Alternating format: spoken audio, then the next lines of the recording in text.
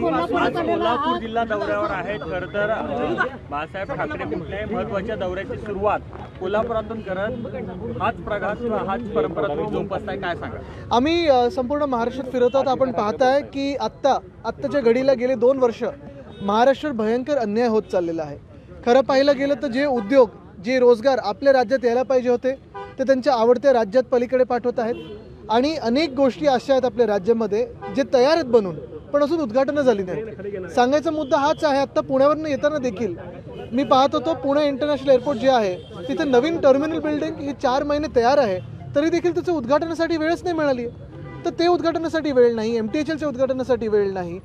परवा आम्ही दिघा रेल्वे स्टेशनला गेलेलो, 8 महिने ते रेल्वे स्टेशन तयार आहे, लाईट चालू आहे, सगळं म्हणजे वीज बिल भरतायत, कॉन्ट्रॅक्टर नेमलेले आहेत, पण कुठेही हे उद्घाटन झालेलं नाही आहे. म्हणजे आपण नक्की महाराष्ट्रावर एवढा अन्याय का सहन करतोय हा प्रश्न. आणि आज मी तरुणांना हेच प्रश्न विचारायला आलेलो आहे.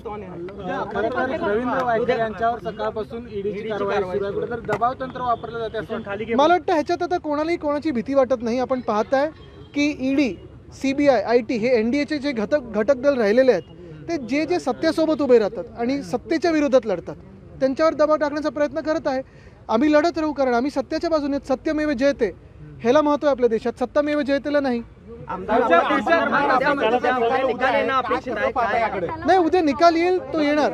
जरा थोडं थांबा, नाही ते भांडू नका ना. आपलं जे निकाल येणार आहे तो येणार आहे. पण काल जे घडलेलं आहे, अध्यक्ष स्वतः मुख्यमंत्र्यांच्या भेटीला, एक तर घटनाबाह्य मुख्यमंत्री त्यांच्या भेटीला जातात, म्हणजे न्यायमूर्ती आरोपींच्या भेटीला गेलेत. असं होतं, कधी मी ऐकलं नव्हतं की वर्षा बंगल्यावर असं काही सेटलमेंट करायला हे लवादाचे जे अध्यक्ष महोदय आहेत ते गेलेले आहेत. मुख्य गोष्ट हीच, ट्रायब्युनलवर तुम्ही काम करत असताना, जज म्हणून तुम्ही काम करत असताना जी एक सेमी ज्युडिशियल पॉवर असते त्याच्यात तुम्ही असं करू नाही शकत. बुलेट ट्रेनच्या भूसंपादन प्रक्रिया पूर्ण झाली आहे, तर दुसरीकडे आपण पाहतोय की महाराष्ट्रातले जे प्रोजेक्ट आहेत मोठे ते पूर्ण आहेत, मात्र त्याचं उद्घाटन झालेलं नाही. आज व्हायब्रंट गुजरात सुरू झालंय. हे सगळं झाल्यानंतर ते महाराष्ट्रात आपली उद्घाटनाला सुरुवात होणार आहे. पण अजून एक आहे, बुलेट ट्रेनची जागा आपल्या BKC मध्ये, महाराष्ट्रातल्या BKC मध्ये जी काही जागा होती ती फुकट दिली आहे बुलेट ट्रेनला, पण टोल MTHL ला लावलाय. म्हणजे आपण महाराष्ट्रातले जर नागरिक असू तर तुम्ही पैसे भरा, पण आम्हाला सगळं फुकट पाहिजे. अध्यक्षांच्या सगळ्या अपात्र त्या भूमिकेसंदर्भात अध्यक्षांची काय भूमिका आहे आपण गेल्या काही दिवसापासून बघतच होतो. मात्र आता काही तास उरलेले आहेत, तुम्हाला अपेक्षा आहे का अध्यक्षांकडून न्याय मिळेल? अपेक्षा तर 1.5 वर्ष त्यांनी एवढं खेचल्यानंतर न्याय काय मिळेल? Justice delayed is justice denied हेच आहे. पण नक्की जर तुम्ही पाहिलं तर 2 इथे प्रकार होऊ शकतात.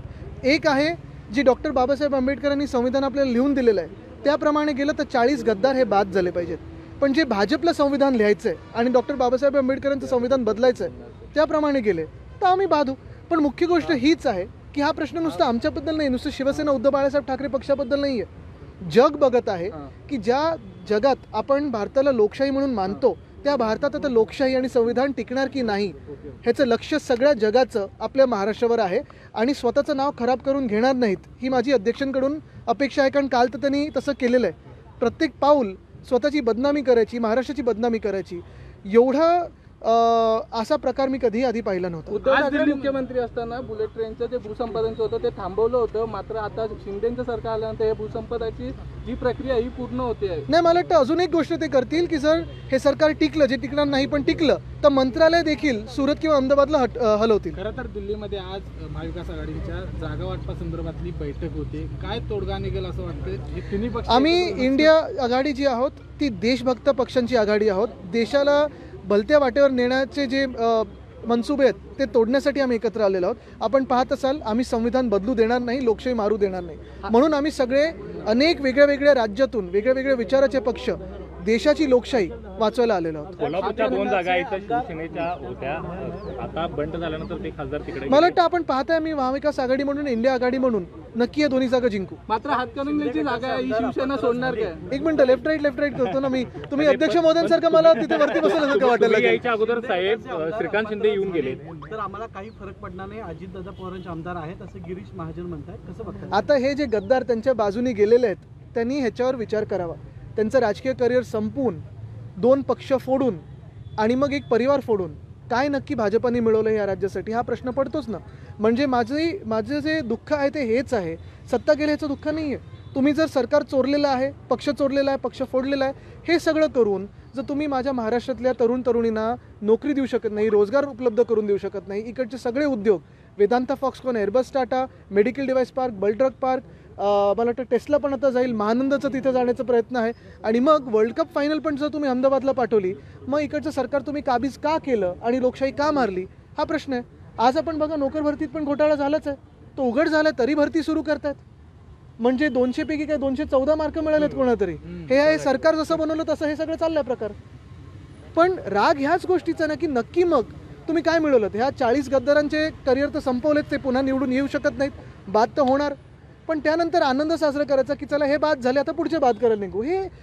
हा राजकीय प्रकार, एवढं घाणेरडं राजकारण कधी मी आयुष्यात पाहिलं नव्हतं, मला वाटतं आपण पण कधी पाहिलं नसाल. निष्ठावंत डावलल्याची एक चर्चा कोल्हापुरात होती, काय मला वाटतं ह्या चर्चा आपल्यापर्यंत, माझ्यापर्यंत तरी आलेल्या नाही आहेत. जे निष्ठावंत आहेत ते आमच्या सोबत आहेत आणि चांगलं काम करत आहेत.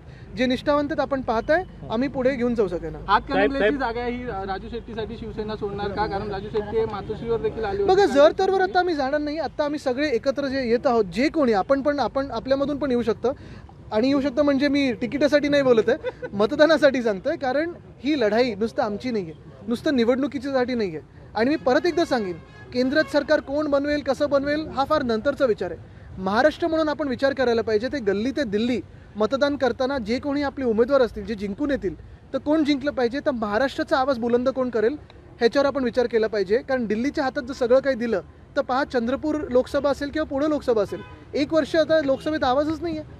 आणि म्हणून तिकडचे विषय इतर लोक मांडू शकतात की नाही मला माहित नाही, पण तिकडचे स्थानिक खासदार नाहीच आहे. साहेब, सुनावणीसाठी जी ॲफिडेव्हिट सादर केली होती त्यामधून तुम्ही मुद्दे नेमके काय मांडले होते आणि उद्याच्या निकालावरती ते? मला वाटतं आज पत्रकार परिषद झालेली आहे. उद्याचा निकाल एक महत्त्वाचा ठरेल. पण जसं मी सांगितलं की स्वतःची बदनामी अध्यक्ष करून घेतील की महाराष्ट्र हिताचा निर्णय देतील, हा एक महत्त्वाचा विषय. ॲफिडेव्हिटमध्ये काय मुद्दे मांडले ते आता आपण पहा ना, मी आता इथे आपल्यासोबत आहोत, ते पुढे मी बोलत जाईन. आणखी एक शेवटचा प्रश्न. दीपक केसरकर असे म्हटले की आदित्य ठाकरे यांच्यामुळे महाराष्ट्र 7 वर्ष मागे गेला, त्यांच्या बालिश मृत्यूमुळे. हो, त्यांना आता आमच्याबरोबर 8 वर्ष राहून त्यांना आठवलं.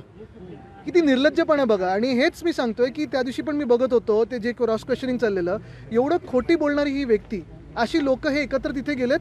ह्याचा आनंद आहे की आता सत्य बोलणारे लोक आमच्यासोबत राहतील. पण आरशात तरी कसे लोक पाहतात एवढं खोटं बोलून की एबी फॉर्म कोणी दिला माहिती नाही, असं झालं माहिती नाही. एवढे वर्षाचं 7 वर्ष मागे मी दिलं असेल तर आमच्याबरोबर मग 2013 ते 2021 का थांबला होता तुम्ही? म्हणजे तुम्हाला सत्ता पाहिजे होती. ह्याच्यासाठीच ही लोक नुसतं स्वतःची हाव आणि स्वतःला सत्तेत बसायचं एवढ्यासाठीच ही लोक काम करतात. महाराष्ट्रासाठी कधीही काम केलं नाही. Thank you so much. लोकशाही मराठी ऐका, पहा, जागरूक रहा.